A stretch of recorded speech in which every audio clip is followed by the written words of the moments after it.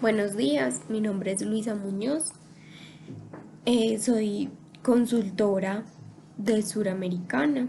El día de hoy vamos a hablar sobre el reporte de incidentes y accidentes de trabajo. Entonces, iniciemos por seguridad y salud en el trabajo. Entonces, ¿qué es la seguridad y salud en el trabajo? Es toda aquella disciplina que va a tratar siempre de la prevención de enfermedades y accidentes causadas por unas condiciones de trabajo, un ambiente laboral, unos actos inseguros que van direccionados, que entonces se protegerán por medio de la protección y promoción de la seguridad y salud de los trabajadores, ¿cierto? El fin principal o el objetivo principal de la seguridad y salud en el trabajo siempre será mejorar las condiciones y el medio ambiente de trabajo de una forma integral, siempre en dirección del bienestar físico, mental y social de los trabajadores. Por ello se creó o el Estado definió que se debe de realizar en todas las empresas un sistema de gestión de seguridad y salud en el trabajo, el cual consiste en desarrollar de una forma lógica y por etapas todas estas medidas de prevención, protección y promoción para la seguridad y salud en el trabajo. Entonces, ¿esto qué nos incluye? Nos incluye la política, la organización, la planificación, la evaluación, las auditorías y las acciones de mejora, con el objetivo principal de ¿qué? De anticipar, conocer y controlar los riesgos que pueden afectar la seguridad y salud de los trabajadores. Es importante entonces que primero que todo conozcamos qué es un peligro, que siempre vamos a entender peligro como toda aquella fuente, situación o acto que puede producir un daño a la persona causándonos lesiones, enfermedades o la combinación de esta. Por eso es tan importante primero tener ese concepto de peligro donde siempre lo vamos a relacionar con toda aquella fuente que me puede generar el daño. Entonces, hay otro significado muy importante que debemos de tener claro, y este es ¿cuál? El riesgo.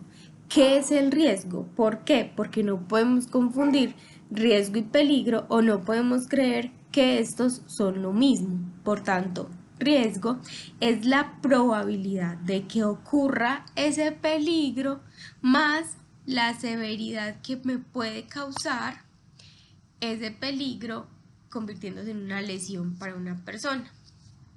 Es decir, que el peligro es esa fuente y el riesgo es la probabilidad de que se me presente ese peligro, que se me materialice. Vamos a un ejemplo para que nos quede muchísimo más claro. Supongamos que estamos en uno de los centros de trabajo. Entonces, como peligro, podemos identificar todos aquellos pisos que son lisos. Hay pisos que por el material o por la humedad o por alguna situación pues son lisos. Entonces, el peligro es aquel piso liso o húmedo. ¿Cuál es el riesgo? Que me caiga y me fracture o me ocurra una lesión cualquiera en alguna parte del cuerpo. Ahí estamos identificando el peligro y el riesgo. Ahora vamos a condiciones y actos inseguros. ¿Qué es una condición insegura?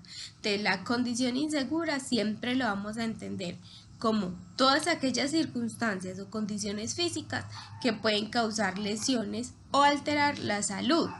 Por ejemplo, ¿cuáles? Las máquinas, las herramientas, en los pisos. Hay que mirar muy bien el ambiente. Si vamos a los lugares de trabajo de ustedes, para todos aquellos que hacen mantenimiento, pues las herramientas propias del trabajo, si las tenemos en un mal estado. En servicios generales, puede ser la escoba, la trapera o como tal los pisos en mal estado, las escalas en mal estado, las vías en mal estado, toda aquella condición que nos va a generar un peligro para nosotros. El acto inseguro. Entonces, el acto inseguro ya hace referencia a la práctica insegura de las personas, generadas por actitudes negativas. Un ejemplo muy claro es el hoy, cuando vamos por la calle y una persona no está utilizando la mascarilla. Todos sabemos que debemos de utilizar mascarilla en todo momento y en todo lugar. Si no estamos utilizando la mascarilla es porque nosotros decidimos tener esa práctica insegura. Al tener esa práctica insegura estoy poniendo en riesgo mi vida. ¿Por qué? Porque me estoy exponiendo a un peligro. En este caso, ¿cuál es el peligro? Es el peligro biológico COVID-19. ¿Cuál sería el riesgo? Contagiarme de COVID-19 y que me genere una enfermedad, en este caso pues una afección respiratoria que puede ser desde muy leve hasta muy severa. Entonces, vamos a encontrar muchos factores de riesgo. Tenemos los mecánicos, que son a todos aquellos derivados de ¿qué? De la manipulación de herramientas, máquinas, equipos o por las mismas situaciones locativas, ¿cierto? Los químicos, cuando estamos haciendo aseo, por ejemplo, cuando estamos lubricando una máquina, cuando estamos haciendo limpieza de algo, todos esos químicos siempre vamos a estar expuestos a unos riesgos o unos factores de riesgo químicos, que entonces el peligro sería el químico y este tiene unas divisiones. ¿Por qué? Porque puede ser el químico líquido, pueden ser gases y vapores o pueden ser simplemente sólidos que me van a generar ¿qué? Una serie de enfermedades o reacciones alérgicas. Eléctricos. Puede que nosotros no seamos electricistas, pero estamos expuestos a unos riesgos eléctricos indirectos. Entonces, no sé si a ustedes les ha pasado que estamos haciendo aseo en algún lugar y cerca hay un tomacorriente o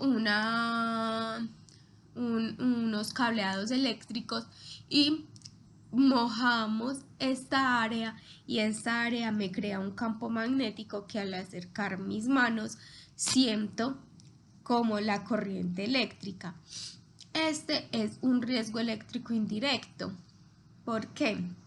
Porque ahí estamos creando ese riesgo, pero nosotros como tal no estamos manipulando la electricidad. Físico-químico, entonces todas esas reacciones que se me pueden dar, inclusive entre los mismos químicos o un químico con cualquier otro producto o cualquier otro mecanismo, herramienta, etcétera. ¿Qué pasa si combinamos un químico con un cableado eléctrico que esté desnudo? Pues este me puede generar un incendio.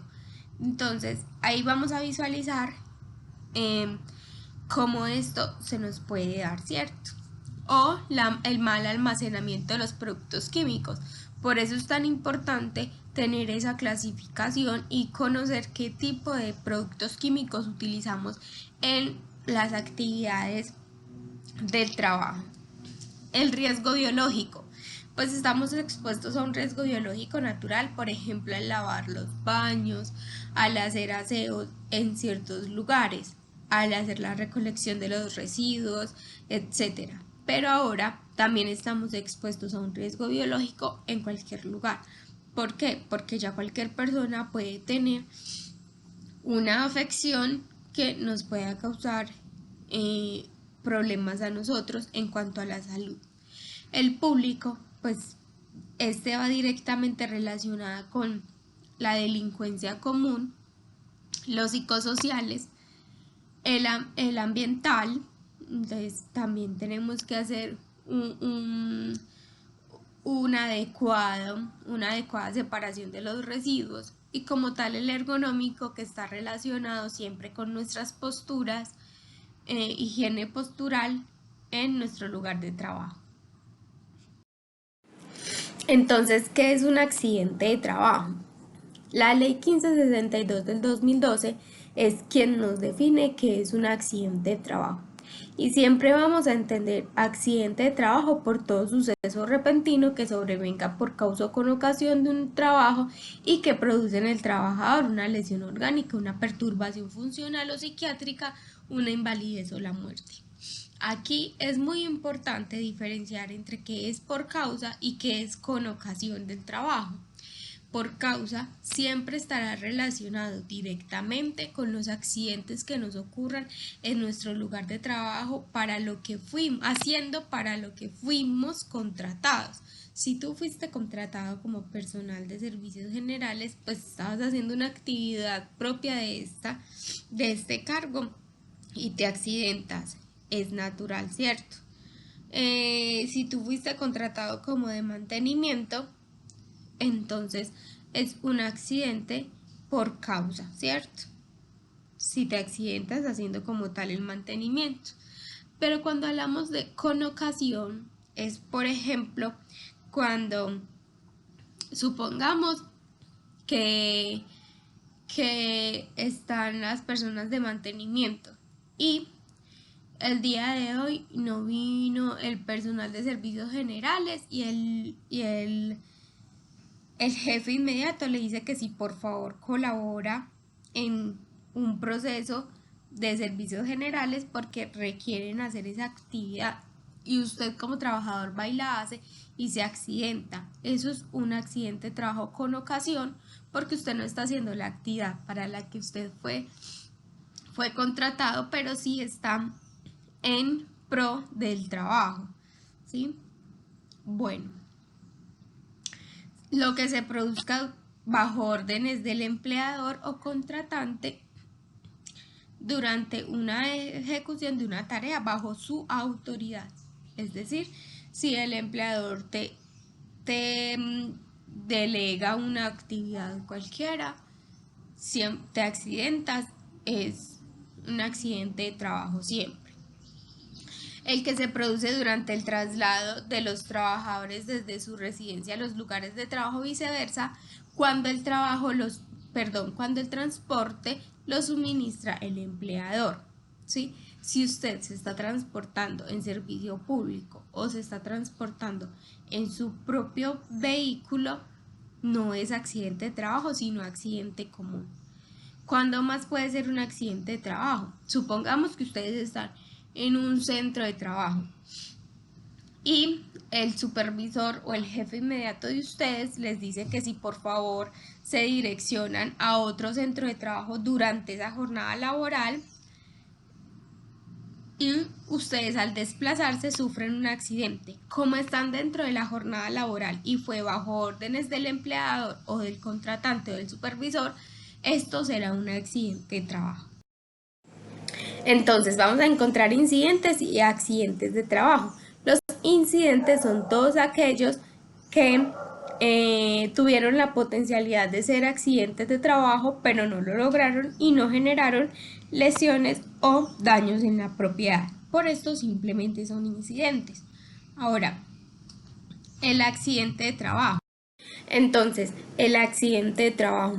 Vamos a encontrar accidentes de trabajo leve, severo, grave y mortal. Accidente de trabajo leve, pues es todo aquel accidente que no requiere una intervención inmediata por un médico o que simplemente con un primer auxilio del brigadista es solucionado. El accidente severo es todo aquel accidente donde la persona tiene 30 o más días de incapacidad o el accidente le generó una hospitalización y no fue catalogado como accidente grave. Ahora, vamos a entender qué es un accidente grave. Un accidente grave es todo lo que tiene como consecuencia amputación de un segmento corporal, fractura de huesos largos como el fémur, tibia, peroné, húmero, radio y cúbito, trauma cráneoencefálico, quemaduras de segundo y tercer grado, lesiones severas en las manos, tales como aplastamiento y quemaduras, lesiones severas en la columna vertebral con compromiso de médula espinal, lesiones oculares que comprometan la agudeza o el campo visual, o lesiones que comprometan la capacidad auditiva. Entonces, el accidente de trabajo grave sí está así, tal cual definido por la norma, mientras que el accidente severo y el accidente leve no, por tanto, fue que les dije qué significaba. Y el accidente mortal. Ahora siempre va a existir un equipo investigador. Ese equipo investigador tiene como función principal investigar todos los accidentes e incidentes, es decir, no solamente los accidentes graves y mortales, es absolutamente todos. Y los incidentes, no importa que no se haya generado ninguna lesión o daño a la propiedad. ¿Quiénes son los miembros que conforman estos equipos de investigador? Son el jefe inmediato supervisor del accidentado, un representante del COPAST, en este caso para ustedes el representante del COPAST, el encargado de seguridad y salud en el trabajo, ¿cierto?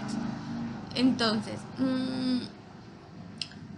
la investigación de los accidentes e incidentes ocurridos a trabajadores no vinculados mediante el contrato de trabajo. Entonces, cuando pasa una persona que es un externo o que es por prestación de servicios y se accidenta, igualmente la empresa debe ser partícipe de la investigación que ellos van a realizar. Ahora, siempre vamos a encontrar la pirámide de Heinrich.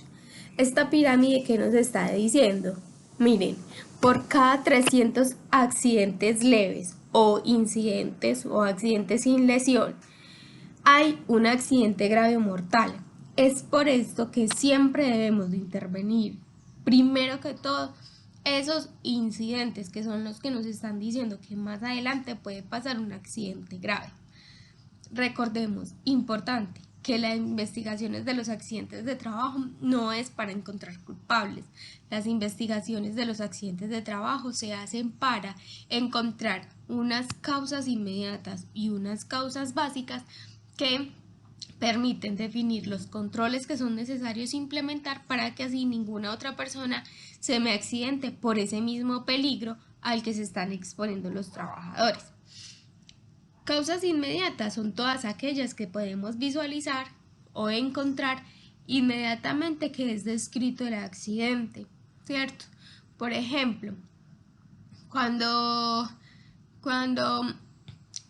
ustedes ven que un vehículo se pasa el semáforo en rojo, ¿qué es lo primero que usted dice? Ah, se pasó el semáforo en rojo. Esa es una causa inmediata, porque es lo que percibimos inmediatamente pasa el accidente. Ahora, las causas básicas son las causas reales que dieron el origen a que pasara ese accidente de trabajo. Voy a ese ejemplo del vehículo que se pasa el semáforo en rojo. Ah, pero entonces vamos a preguntar, ¿por qué se pasó el semáforo en rojo? Ah, se lo pasó porque se quedó sin frenos, porque no se había hecho el mantenimiento, porque el conductor tuvo un microsueño. Entonces miren que eso ya son causas básicas que dieron origen a esa causa inmediata y por tanto al accidente. Entonces, importante, vamos a aprender que se debe reportar todos los incidentes y accidentes. Ustedes como trabajador son los primeros en este proceso. Entonces lo primero es notificar ese accidente o incidente. ¿A quién lo notifican? A su jefe inmediato o al que en ese momento esté haciendo sus veces, ¿sí? Entonces el trabajador notifica ese accidente o incidente. Después de que es notificado, viene el papel del brigadista. Este brigadista debe de valorar ese accidente, es decir, ir y prestar el primer auxilio. Después de eso, entonces se debe hacer el reporte a la línea de la ARL Sura como un presunto accidente de trabajo. ¿Para qué? Para que en la ARL, según la valoración que dio el brigadista, entonces diga, ah, bueno, entonces vas a trasladarlo a tal clínica o a tal hospital, que son los que tienen la facultad para poderlo atender. Listo. Eso lo hace el de seguridad y salud en el trabajo. Luego sigue la atención y la prestación de los servicios, que ya es por la IPS, la ARL, ¿cierto? Entonces, el empleado que sufre el accidente, pues es remitido a la IPS, donde allí le realizarán el procedimiento que se deba de hacer. De ahí, la persona de seguridad y salud en el trabajo debe de realizar el diligenciamiento del FURAT. Yo sé que todos lo han escuchado, que ya es el reporte en la línea, perdón, el reporte en internet sobre lo que pasó, ¿sí? Que para esto se tienen las 48 horas. Y por último, entonces está la investigación del accidente de trabajo, que lo realiza este equipo investigador. Listo, la idea es hacer la investigación y el análisis de esos incidentes y accidentes para determinar los controles necesarios a implementar para evitar que se vuelva a repetir el accidente de trabajo. Muchísimas gracias y espero haya solucionado todas las inquietudes. Que tengan un feliz día.